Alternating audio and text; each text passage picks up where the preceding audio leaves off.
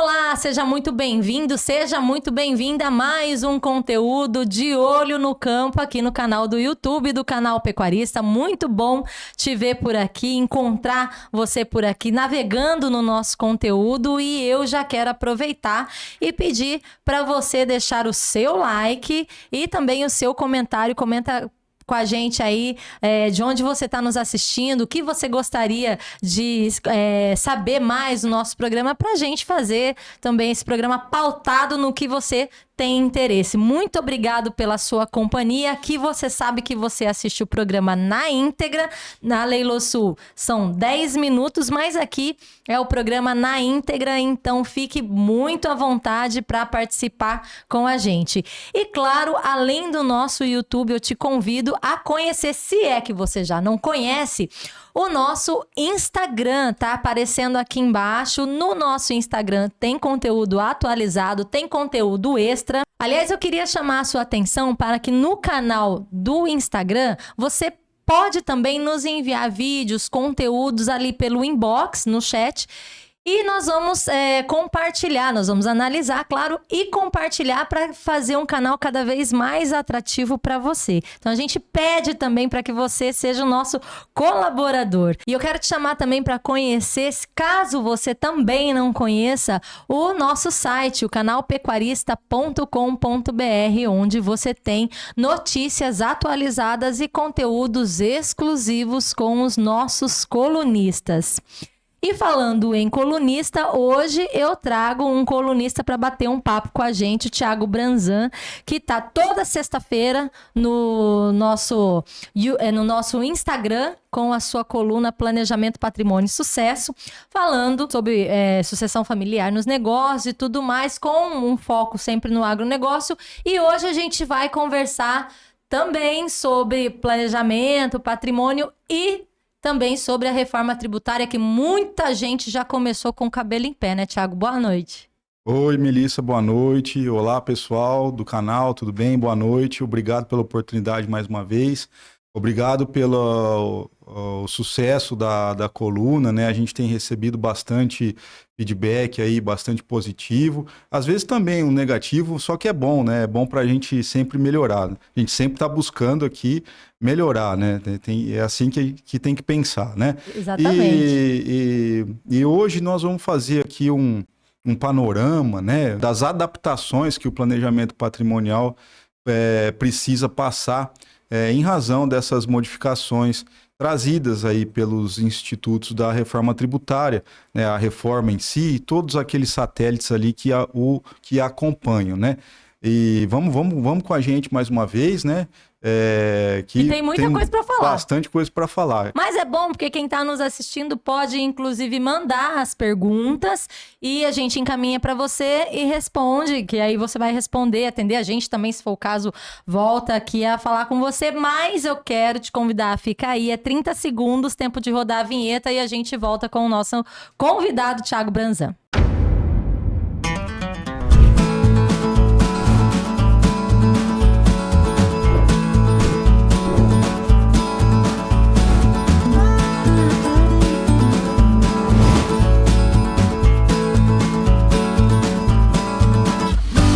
Olho no Campo.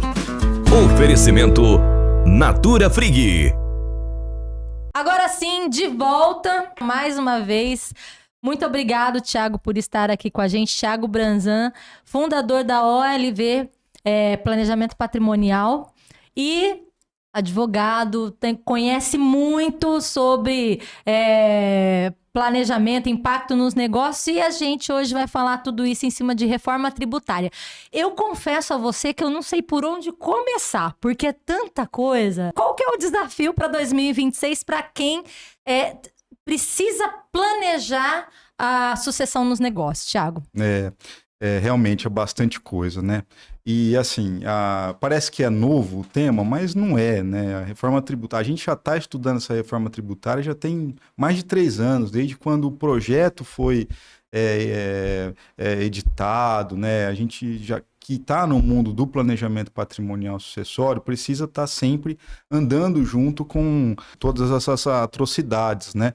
E assim, você me perguntou Se você disse que não sabe nem por onde começar, né? E eu vou falar como que a gente começa, né? Muito simples, agindo. É só. Eu acho que a minha dúvida é a dúvida de todo empresário. Por onde eu começo? É agindo. E agindo como, né? A gente recebe muita gente, né, que entra em contato conosco através de indicações, através dos nossos canais, da nossa via publicitária, e também, às vezes, numa conversa ali, batendo papo, a pessoa fala assim, não, eu já tenho holding. E enche a boca. E enche a boca pra falar. A gente fala, toda vez a gente fala de holding, né? Sempre que você pode, você fala de holding também na coluna, né? E aí que nem sempre é um bom negócio. Aí eu gosto quando fala assim, né? Porque eu falei, esse aqui que eu vou. Que tá lascado, né? E depois que evolui a conversa, a gente recebe os documentos para fazer uma análise ali inicial e a gente vê que a pessoa não tem nada. Que a situação que ela tá pior do que se ela não fizesse nada. Que ela achou que ela tinha avançado no jogo, mas na verdade ela vai ter que voltar todas as casinhas. Exatamente. E assim, essa história aí de planejamento patrimonial, ela já vem de muito tempo, né? Isso aí começou lá no século XIX com a família Rockefeller, né? Isso aí foi passando para famílias abastadas, virou uma engenharia essencial para que esse nicho de patrimonializados gerisse esse patrimônio de uma forma inteligente, eficaz, né? E aí, conforme o tempo foi passando, como tudo vai se azeitando, e foi passando para outros nichos, né? Para outros níveis. E tá até chegar que a gente está vendo hoje, né? Que está forçado o negócio e não é de agora. O nosso primeiro projeto dentro do escritório começou em 2016 e até hoje eu mexo nesse projeto junto com a família. Há 10 anos. Há 10 anos. Porque o que a gente já falou aqui, que você sempre reforça, né? Não adianta... O negócio que passa de geração para geração, melhor dizendo, não é porque é da geração, é da família que vai ser o sucessor. Exatamente. Né? Ele não, às vezes ele não tem aptidão para isso, né? Exatamente. E assim, graças a Deus, dentro desse primeiro projeto, né, não tivemos ainda nenhuma perda dos familiares, né, e mesmo que se isso ocorra agora, eles estão tranquilos, né, porque eles não vão precisar de inventário, tá tudo resolvido entre eles, tudo alinhavado em documentos ali reduzidos entre o restante da família, então eles vivem ali num céu de brigadeiro, patrimonialmente, financeiramente, tributariamente, sucessoriamente falando. Então, é um projeto de muito sucesso, né? E a gente, a partir daí, né, veio trazendo toda essa inteligência, toda essa tecnologia para os projetos que vieram seguindo. É claro, não se pode comparar a facilidade que se tinha de implementar um projeto de planejamento patrimonial lá atrás, né? E logo no início, após a abertura da pandemia, né? Que as coisas se dificultaram, os entes governamentais passaram a olhar mais para esse tipo de trabalho, né? E também para esse tipo de estrutura de negócio, para esse tipo de estrutura, né? E aí por quê que aconteceu isso? Por que dificultou ao invés de facilitar? Por causa da porcaria que o pessoal vem fazendo até então, né? Os interneteiros começaram a vender isso como se fosse banana na internet, né? Tem gente muito boa lá, tem meus professores, né? As pessoas que eu acompanho, né? Pablo Arruda, aquele abraço, Jefferson Valentim, aquele abraço, né? Mário Arteiro, né? São pessoas top aí do planejamento patrimonial, né? Mas a maioria não serve para nada e colocando as famílias em problemas maiores, né? O que eu costumo dizer, né? Às vezes tentar uma solução milagrosa para a família é colocar a família numa execução fiscal ali forçosamente, sem mesmo que elas sabem do que está acontecendo com elas, né? E quando a gente veio mais à força, assim, né? Migramos aí especificamente os trabalhos do escritório, criamos a OLV, né, que hoje eu tenho muito orgulho de dizer que é um multifamily office, talvez o único aqui da nossa região que tenha uma abrangência de matérias tão grande, né? E não é mentira não, né? Pode olhar lá. A gente tem uma corretora de seguros ali agregada, uma agência de compliance ali quase uma agregada. equipe multidisciplinar, Exatamente, né, Thiago? Que cuida mesmo do patrimônio da família. Porque, né? afinal de contas, está mexendo com, né, com Exatamente, uma estrutura exatamente, inteira, exatamente, né? De família, exatamente. né? Não é só financeiro, Não, é muito mais do que dentro da isso. nossa formação, a gente consegue ali transitar no meio da roça de soja, no meio da roça de amendoim, do cana, né, do plantel dele de bovino, e agora até tô me embrenhando nos cavalos, né? Uma família ali criadora de puro sangue inglês que está ali dentro do escritório. É bonito, hein, PS, né? E é um mundo muito apaixonante, só que é perigoso, né? Perigoso, né? Mas aí você estava comentando desse trabalho que você faz, desse composto multidisciplinar que tem o escritório, que é preciso ter, porque muitas vezes quem chega para fazer uma consultoria chega completamente sem entender nada. Né? Exato. Chega do completo zero. E às vezes muita gente pensa, isso é para empresa grande. Não, né, Thiago? É um serviço que ele abarca todo tipo de empresa e de todos os tamanhos. Você tem toda a razão. E assim, fazendo a conexão com a introdução da nossa conversa, que é a reforma tributária, né? Eu digo que toda família que possui patrimônio, hoje, mais do que nunca, precisa lançar mão dessa ferramenta, né? Antes um pouquinho até de chegar na reforma tributária, né, dentro dessa introdução toda, desse panorama, é importante a gente dizer que as famílias e as empresas, elas possuem regras e, se não adaptadas à conjuntura atual, elas vão perder mais dinheiro do que perderiam, né? E aí vem o agir, que eu falo, né? Que basta ler novamente o seu contrato social, revisitar o testamento que às vezes tem lá, né?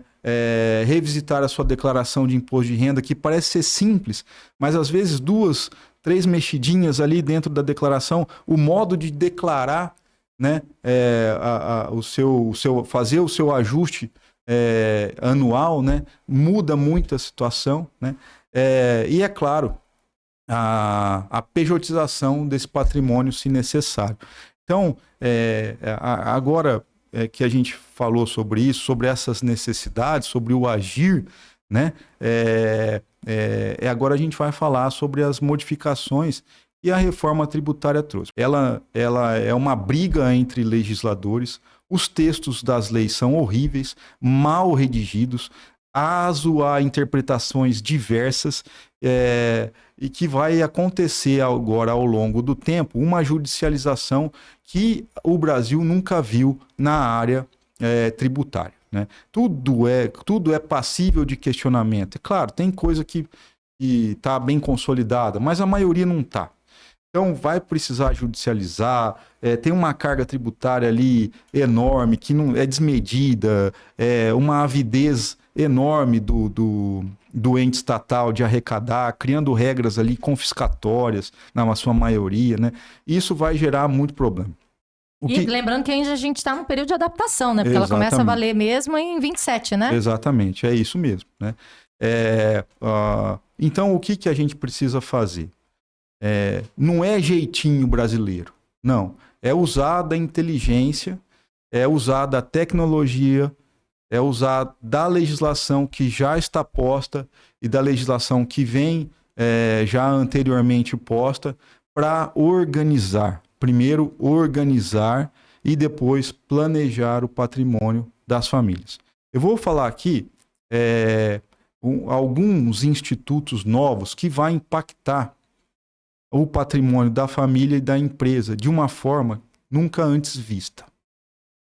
Então vamos lá. Dentro do arcabouço aí das atrocidades da reforma tributária, a gente tem a previsão de imposto de renda incidindo sobre inventário.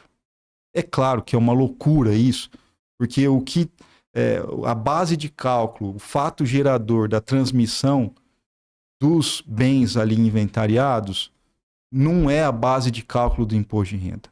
Ali é capital, não é renda. Mas existe, por uma falha redacional e uma questão interpretativa, a incidência de imposto de renda nos bens transferidos por inventário. E isso aí a gente já está falando de algo muito maior, né? Porque a gente está falando da pessoa que tem não tem empresa nenhuma, ela tem uma casa.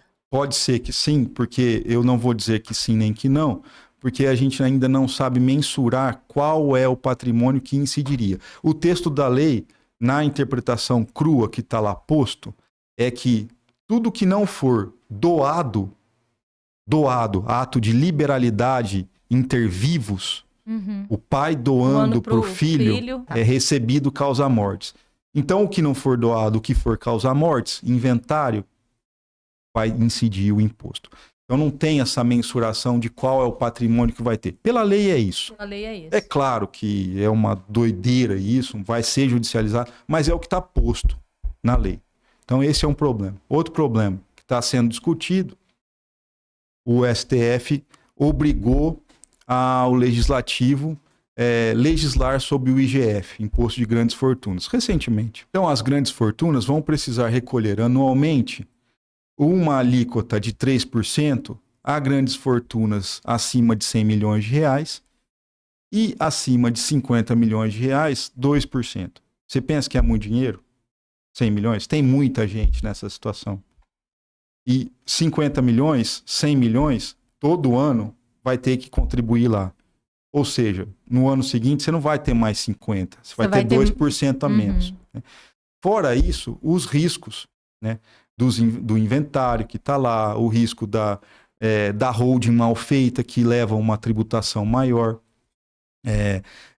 Outro problema também, né?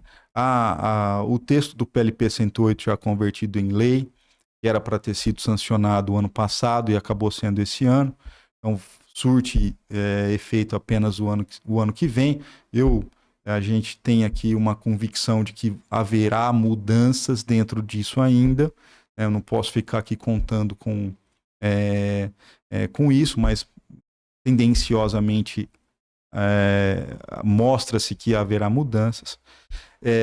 Traz a forma de valorização de cotas das empresas que possuem patrimônio integralizado com imóveis e outros bens e não comercializam essas cotas societárias, essas ações no mercado financeiro, que a gente leva diretamente às nossas queridas holdings, né, patrimoniais aí que recebem os patrimônios. Então, como que sempre foi feito? Integraliza o patrimônio, o capital social com o patrimônio, a valor declarado no imposto de renda, e essas doações vão sendo feitas ali dentro dessa faixa de valor que está ali declarado. Hoje a lei que foi aprovada pede para que os estados façam a avaliação desses imóveis, desse patrimônio líquido e essa transferência seja feita a valor de mercado.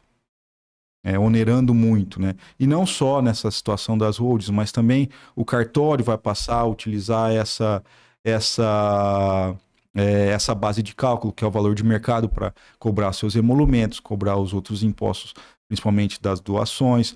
Né? A gente está vendo aí uma corrida das prefeituras quanto aos ITBIs, que é também uma loucura, né? É outro ponto que precisa ser regulado no planejamento patrimonial, onerando cada vez mais as famílias. Né? E dentro de tudo que a gente está falando aqui agora, iniciou-se um movimento de julho do ano passado para cá de que o planejamento patrimonial, especificamente as holdings, não servem mais para nada. Não serve para quem não sabe fazer. Porque existem muitos locais ainda, muitas oportunidades dentro das famílias e dentro das empresas para alocar essa estrutura muito bem posta, muito inteligentemente posta, melhor dizendo, para trazer esses benefícios. Sempre dizendo, vou repetir, legalmente, dentro da legislação, dentro do que pauta a lei, não é jeitinho. Os 10% de retenção do imposto de renda sobre a distribuição de lucros, né? os sócios recebem das empresas, além do prolabore se previsto, que é o salarinho ali, né, o resultado da empresa, que é o lucro, lá no final do exercício. Né? E acima de R$50 mil por mês, a lei exige a retenção a título de imposto de renda. Então, retém-se 10% dessa distribuição e lá no ajuste anual faz a aferição de como vai ser cobrado. Né? É a mesma coisa que acontece hoje no seu imposto de renda, vai acontecer com a distribuição de lucros. Não há nenhuma outra ferramenta senão a holding, uma estrutura ali de controle por outras empresas mais eficaz para inibir essa cobrança do imposto de renda de 10%. Como que faz? Não é mágica. É uma solução tributária. Você cria uma estrutura operacional onde as suas empresas que hoje você é sócio passam a ter a composição societária como uma PJ. E no topo da cadeia você lança uma PJ controladora, onde sim você vai ser sócio. Seus herdeiros vão ser sócios. Esse dinheiro que transitaria de PJ para PF passa de PJ para PJ, onde não há retenção. Você consegue diluir ali acima da base de cálculo prevista pela lei. O que sobrar você põe no seu bolso da pessoa física, o resto você investe dentro do próprio negócio. Pronto, já está acima, já não precisa dar os 10% lá para o nosso presidente. Uma solução anualmente extremamente rentável. Além disso, você consegue regular toda a parte tributária da sua empresa por esse fluxo financeiro entre as pessoas jurídicas ali criadas, né? Fica mais claro, né? Os balancetes ficam mais claros, o resultado anual fica mais claro, o resultado fiscal fica mais claro, mais fácil de gerenciar, né? E algo que a gente nunca pode deixar de cogitar no planejamento patrimonial, as regras de governança que são trazidas para a empresa. Gente, tem contrato social que não serve de nada. Tá ali, só gastou uma folha de papel. De nada. Vindo no inventário, vai perder uma fortuna. Os herdeiros vão brigar. Não tem regra de como que esses herdeiros vão entrar, se podem entrar, se não podem, como que vai ser a aferição dos haveres. Uma porcaria. Ou seja, pelo que você está falando, Thiago, tudo começa pelo contrato social. Então, o primeiro passo, né, para quem está nos assistindo e fala, meu Deus do céu, tudo isso é uma sopa de letrinhas. Exato. O primeiro passo, então, seria avaliar o contrato social, revisitar o contrato social e ver se ele está de acordo, né? E aí, mais uma vez, não importa o tamanho da empresa, né? Não importa o negócio, né?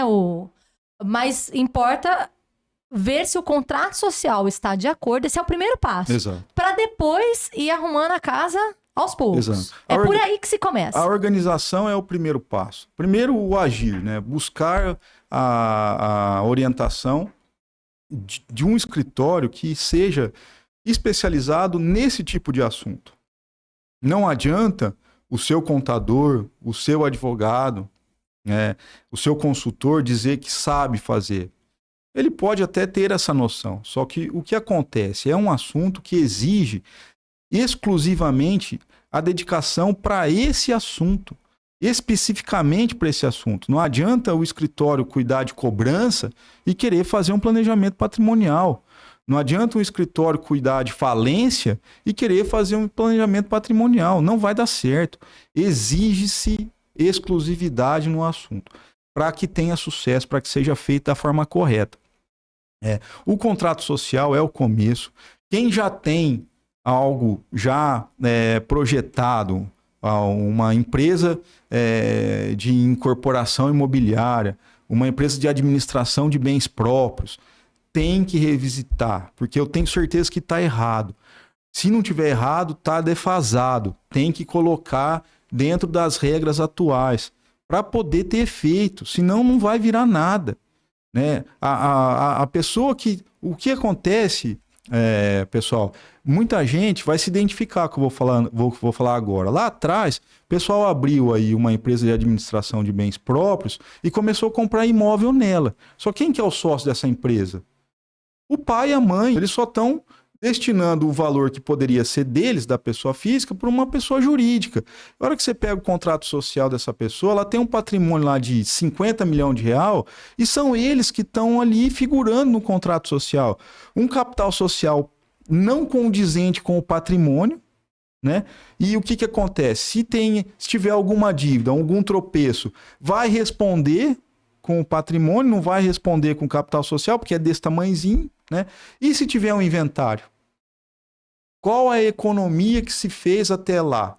Vai perder tudo, porque vai ter que inventariar. Não tem regras que inibem o inventário. Então, essas empresas precisam ser revisitadas, ter essa composição societária substituída por uma PJ controladora, inibindo aí o inventário, fazendo com que o fluxo desses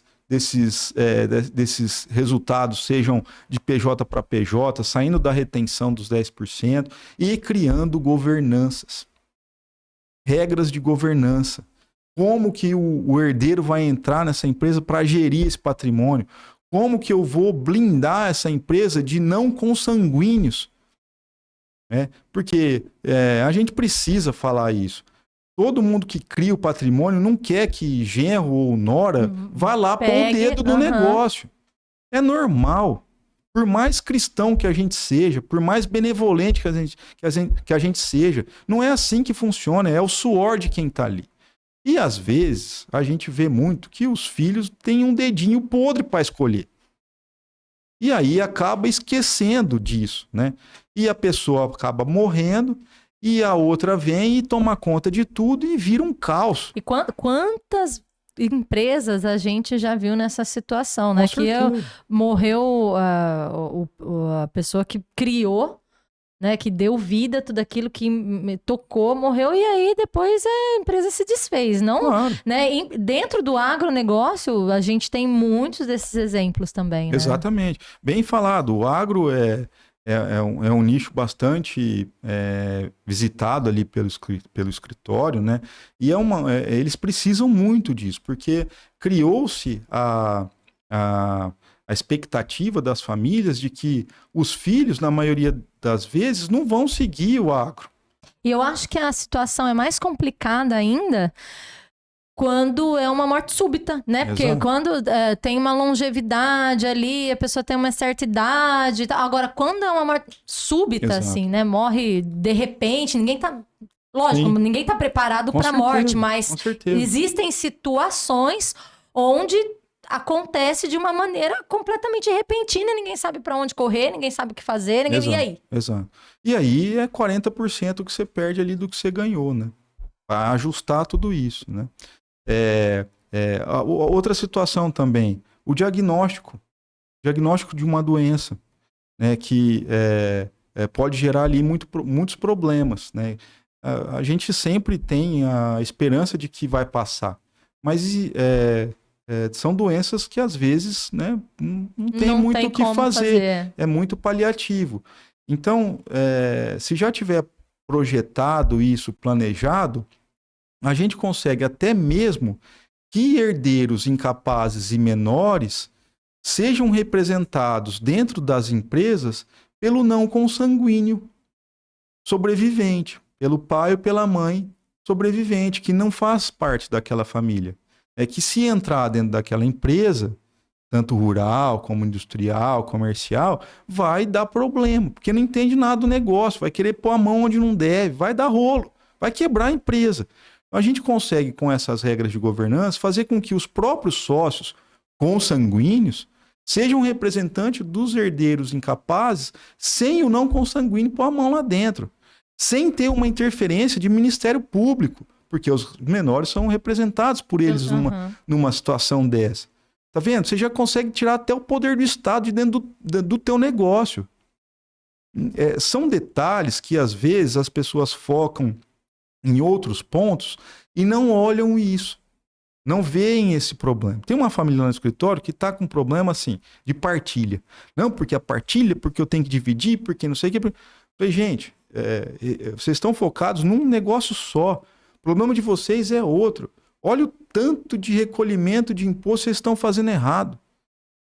Olha o que vai acontecer se alguém vier a faltar, se vocês ficarem continuando focando nessa partilha que não está dando acordo. Tudo isso que vocês estão querendo dividir, vocês vão perder. Metade vocês vão perder. Esquece a partilha. A partilha é consequência. Vamos organizar aqui para depois partilhar. Vocês estão com outro problema. Olha de fora.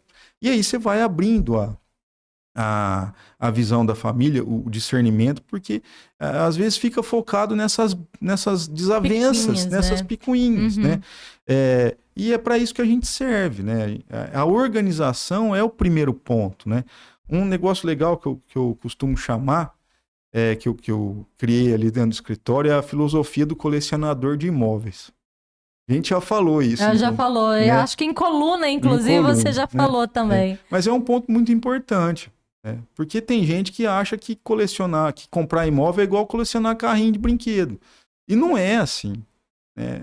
O imóvel, ele te traz uma série de ônus. Não basta você comprar. Dá lá e compra e pronto, não tá? Basta. Investiu. Porque muita gente tem essa mentalidade. Não, vou comprar porque vou investir, porque vai valorizar. Você não sabe nem o que você está comprando. Você quer ver a bomba? Imóvel de leilão. Uma bomba.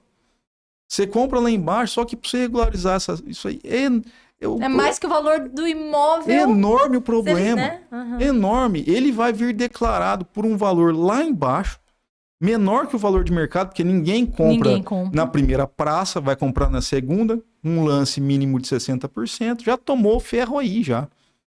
Porque até ele chegar no valor de mercado, o ganho de capital que você teve, você perdeu o teu lucro duas vezes. Já foi. Entendeu? É legal comprar imóvel? Nossa, mas faz direito. Entendeu? Faz direito. Tenta planejar antes de comprar. Para não ter esse revés lá na frente. E aí vai comprando, e vai comprando, vai comprando e morre. E aí a hora que chega na mão dos filhos, ninguém sabe onde está nada. Ninguém sabe o que deve. Ninguém sabe para quem paga. Ninguém sabe onde está a escritura. Se registrou, não registrou. E aí, metade daquilo que está lá dentro vai só para organizar. E eu já ouvi de família dentro do escritório. Nossa, doutor, mas eu só pago. Eu não recebo nada. Meu pai me deixou tudo isso. Falei, tá vendo? Deixou. Mas tá vendo como que é caro organizar? Porque não tem para onde tirar, não tem de onde tirar. E cai numa situação dessa, é o judiciário intervindo diretamente dentro da tua casa. Você tem que se livrar disso. E de forma lícita, né? Coerente, né? Rentável, né? Inteligentemente estruturada, organizada. Tiago, tem você que trabalha com vários segmentos, né, lá dentro da OLV, eu queria te fazer uma pergunta. Tem alguma área que vai ser mais afetada com a reforma tributária ou elas vão ser afetadas de maneiras diferentes, mas iguais? O que você acha? Sem querer contradizer o que foi dito no início, né? A reforma, numa conjuntura posta, né? Ela tá horrível, né? Legislativamente falando, ela está horrível. No entanto, a intenção de que está posta lá dentro, né? Da forma de recolhimento, da forma de aproveitamento de créditos tributários, ela é muito inteligente, ela é muito moderna. O grande problema é que ela é inoperável. Não há ainda sistemas que conseguem trazer a nossa realidade para o que está sendo posto pela reforma tributária. Está um caos essa questão das obrigações contábeis acessórias, né? Mas, de uma certa forma, ela tem uma mens bem posta, né? Uma mens que traz benefício para as empresas, né? Não há um segmento que vai ser mais prejudicado que o outro. O que precisa mesmo é a adaptação a essas novas regras e uma adaptação coerente, né? Não adianta deixar para depois, já tem que começar a organizar agora, né? Os serviços, eles terão uma carga tributária um pouquinho maior. Mas, ao contrário disso, você consegue recuperar o que você está pagando, né? As empresas imobiliárias, principalmente aquelas incorporadoras, ela vai ter uma gestão tributária mais inteligente, né? Que o recolhimento do IBS, do CBS, de tudo que está ali no seu bojo, vai retornar para ela, né? Ela vai ter um fator de redução social na compra de imóvel. Então, comprar pela empresa vai ser muito melhor. Explorar o imóvel, explorar o aluguel pela empresa vai ser muito melhor do que pela pessoa física, né? Dentro da obrigatoriedade que tem a pessoa física em ser contribuinte do IBS e do CBS. Então, precisa pejotizar. Quem tem mais de 4 imóveis, quem ofere mais de R$240 mil por ano em aluguel, precisa transferir esse patrimônio para uma PJ, né? E fazer a gestão contábil e fiscal correta para ter esses benefícios, né?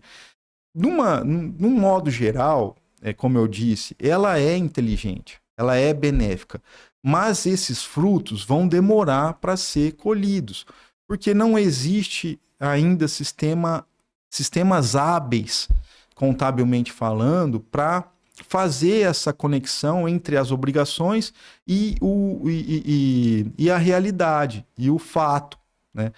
Outro ponto também, vão ser as judicializações. Tudo vai ser atravancado, porque vai travar com liminar, aí vai criar dúvida se recolhe ou se não recolhe, porque se eu tenho a obrigação até hoje, a orientação dos tribunais superiores, um liminar é recolher, não posso obstar o recolhimento dos impostos, senão pode me gerar passivo lá atrás. Então, existem situações que vão gerar muitas dúvidas. E essa situação da judicialização é o ponto mais fraco da reforma. É o mais sensível. Eu ia te perguntar isso agora. É o mais sensível. Porque, você é um crítico, né, da reforma de um modo geral, né? Assim como você, muita gente. E há quem fala que já estava na hora de ter uma reforma. Ela foi discutida por anos, né? E muita gente diz que, olha, ela está sendo discutida, ela precisa começar de alguma maneira. Exato. E algumas pessoas falam, não, precisa começar, mas também não adianta começar torta da maneira que ela começou. Né? Então, ela é ela já nasceu muito polêmica, como não poderia ser diferente, né? Quando a gente fala em imposto, em tributos, a gente sempre tem uma polêmica, né? E é isso que você tá dizendo, né? Tem pontos muito sensíveis e a adaptação disso, talvez, nesse ano, vai dar mais trabalho do que se imaginou, né? Assim, ó, eu vou tecer alguns comentários aqui que pode machucar alguém. Mas eu não tô nem aí. E assim, a gente não pode ficar enviesado pelo que a grande mídia nos coloca, nos empurra goela abaixo sobre esse tema.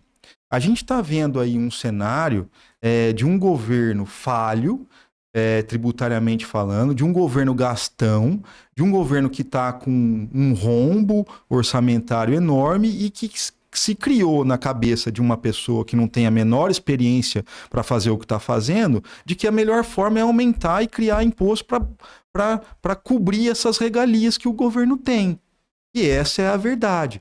E a reforma tributária, e não vou defender aqui o governo, porque eu não sou defensor desse governo, a reforma tributária caiu no colo no meio desse caos.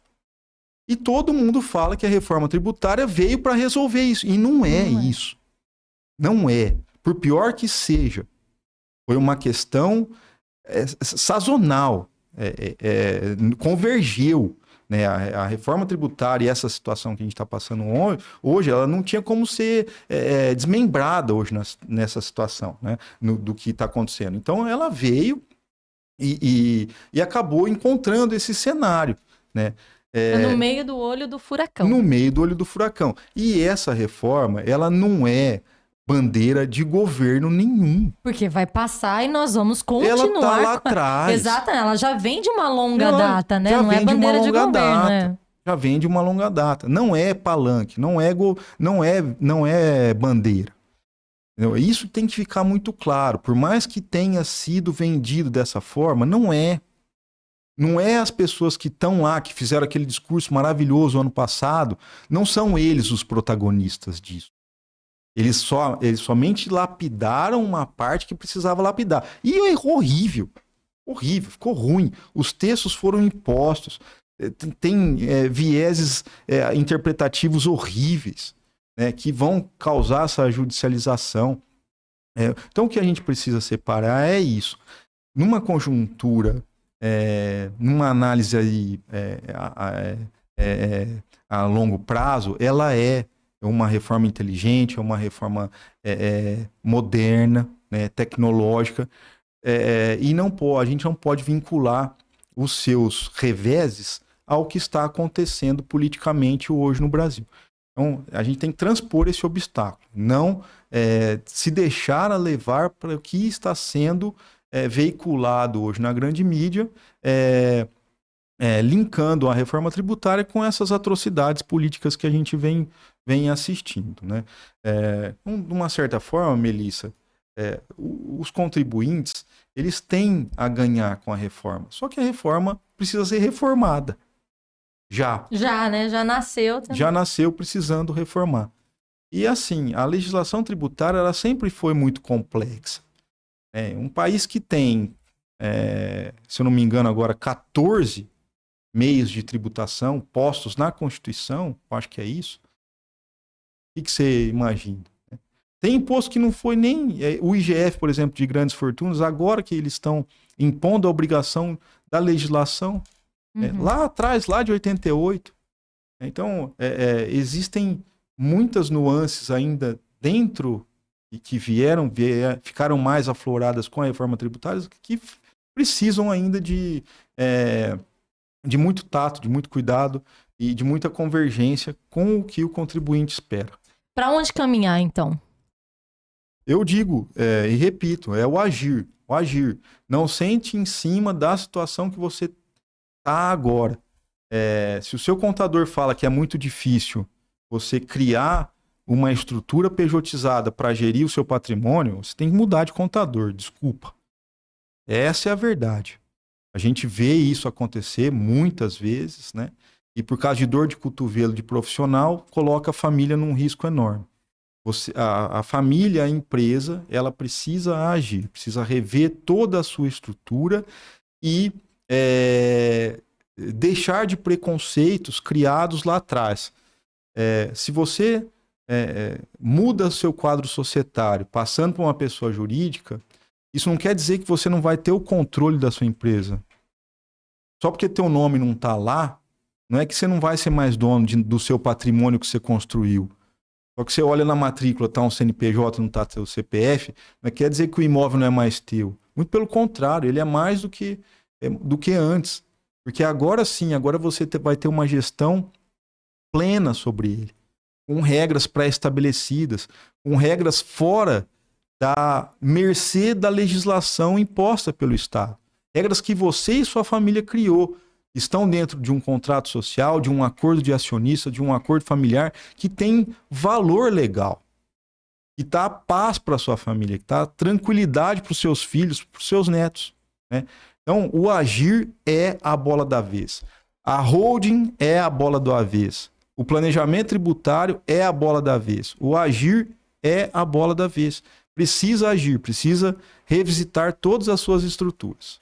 E eu queria saber de você o seguinte, quais são as tendências e oportunidades que você vê no mercado pro agro, né? Já que a gente está falando pro agro, nesses próximos anos.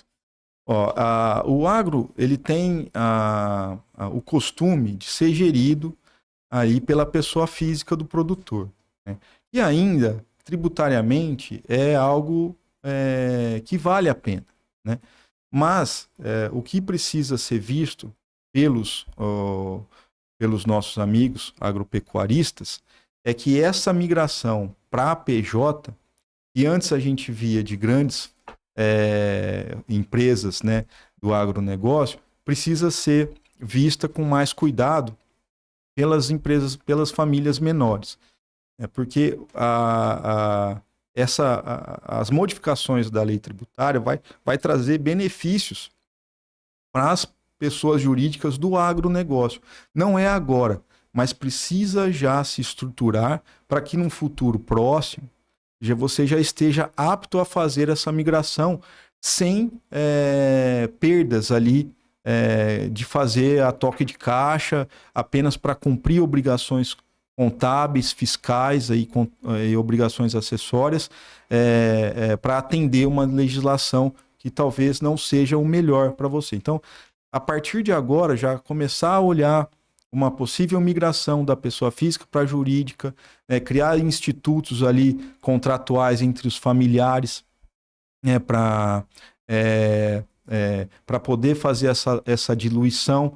E muito importante, quem já tem algo posto e pejotizado, né, com um CNPJ, e se for do Simples Nacional, olhar muito para essa regra do Simples, que existem muitas empresas da mesma família, né, ali do mesmo bojo familiar, que são conectadas entre si em vários CPFs e criadas apenas para diluição do faturamento e sempre ficar num benefício do Simples Nacional. Você tocou no Simples Nacional, eu acho, talvez, queria que você...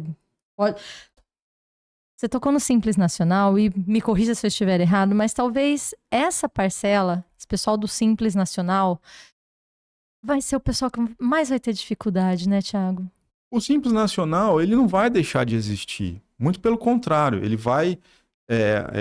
obrigatoriamente ele vai ter que ser usado da forma que ele foi criado, para a qual ele foi criado. Com a faixa de faturamento até os 4.800 ano, a proibição de empresas do Simples fazerem participações em outras empresas, para atender mesmo quem tem essa necessidade do micro e pequeno empresário de ter uma tributação, um benefício tributário melhor.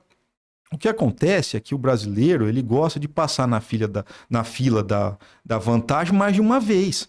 Então o cara abre 2, 3 empresas do Simples para ter um benefício ali e no final das contas ele vai ter que pagar multas de 150% sobre o passivo tributário que ele criou por ter empresa no nome da mãe, do pai, do cachorro, da galinha. Mas talvez, acho que eu não me fiz entender bem, eu digo assim, ele é o que mais vai ter dificuldade na hora de fazer, na hora de acertar essas contas, porque nem sempre ele tem um respaldo ideal. E ele não sabe como operar esse sistema ainda, né? Você está fazendo uma conexão do Simples obrigatoriamente com as empresas menores, com os, Sim. Os com as agricultores empresas menores, né? isso. Claro, eu concordo contigo, né? Existe sim essa dificuldade, né? Mas empreender, né? É um desafio. Empreender é você ser profissional. Até mesmo hoje em dia, com todas essas modificações, os menores negócios exigem planejamento. Porque tudo está passível de tributação, tudo está passível de novas regras. Então, essa adaptação só vai trazer benefícios para quem ali está empreendendo, e muitas vezes até na clandestinidade, né, sem nenhum recolhimento. Vai ser mais benéfico, vai obrigar ele a buscar essas regras para trazer benefícios para ele, né? É claro que quem nunca teve uma gestão dessa e ser obrigado a ter, claro que vai criar muito problema. Vai assustar, né? No primeiro momento vai falar, meu Deus! Vou ganhar menos, né? Vai. Né? Mas ao passar do tempo, isso se ajusta, isso se amolda ali ao seu negócio e você passa a ter... a conseguir colher os benefícios que essa nova gestão, essa gestão profissional te traz. Né? A possibilidade de contratar com entidades públicas, né? Isso vai trazer mais clareza, né? A possibilidade de ter uma visão clara do seu negócio, com uma análise de balanço, uma gestão financeira melhor. Isso aí vai obrigar a quem tem... O brasileiro, por si só, ele é empreendedor, né? Ele gosta disso, né? dos desafios, né? E haja desafio, né? E haja desafio. Então, isso claro que existe uma dificuldade, vai existir uma dificuldade para essas empresas menores, mas no frigir dos ovos, lá no final do dia, é para melhorar, é para trazer benefícios. E o Brasil é o país do desafio para quem quer empreender. Exatamente. Né? Exatamente. O bom é que a gente é resiliente, né? Claro. E é muito engraçado, né? Porque mesmo com a quantidade de informações ruins que se veiculam, né? De todos os assuntos, né? A gente consegue ter esse discernimento, né? E gosta de sentar numa mesa do almoço, numa mesa de bar e ficar conversando, né? Todo mundo é político, todo mundo é consultor, né? Todo mundo é investidor, né? Todo mundo sabe um pouco, né? Então vai filtrando um pouco dali e vai criando esse acesso à informação, né? E o que a gente sabe é que a informação, uma pessoa bem informada, uma pessoa que tenha opiniões pré-formatadas, opiniões já formadas, fica menos suscetível a intervenções mais contundentes de forças, né? Aí é fake news também. E para se informar bem sobre esse assunto, acompanhar o Thiago Branzan toda sexta-feira no Instagram do canal Pecuarista com a sua coluna Planejamento, Patrimônio e Sucesso, né, Exatamente. Thiago? Posso aqui também falar dos outros canais? Pode, claro. Então, tem também os nossos canais particulares aí. Eu não sou afeto às mídias sociais, mas eu tenho o Instagram, @Thiago Branzan, Branzan com Z e N no final, né? Ali a gente fala bastante, tem bastante post ali do canal Pecuarista, e também às segundas-feiras, às 11h15 da manhã, ao vivo, na CBN Grandes Lagos, aqui de São José do Rio Preto, 90.9, né? E pelo site cbnrp.com.br.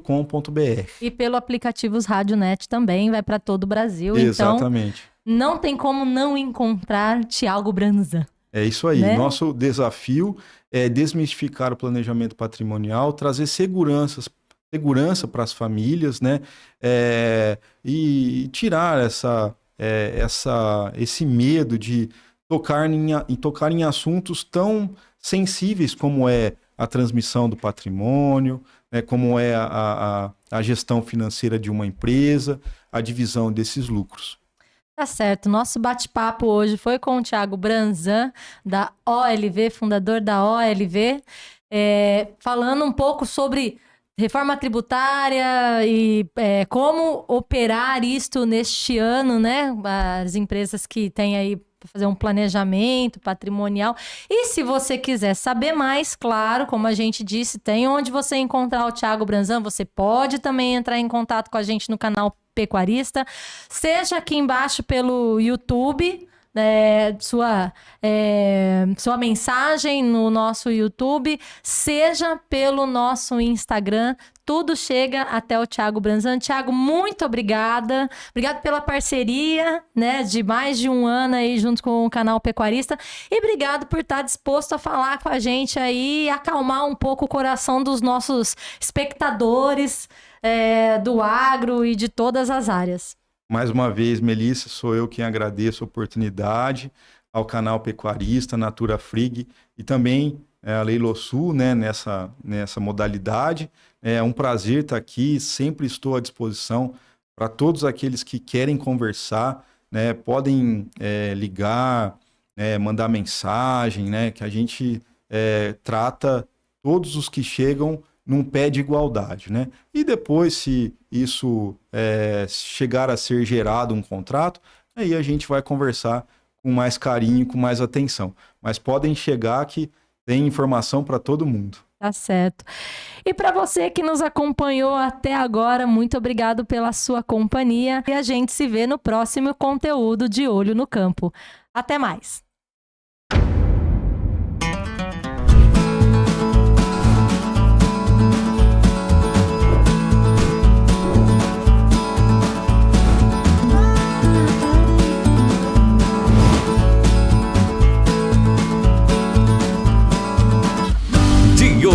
campo.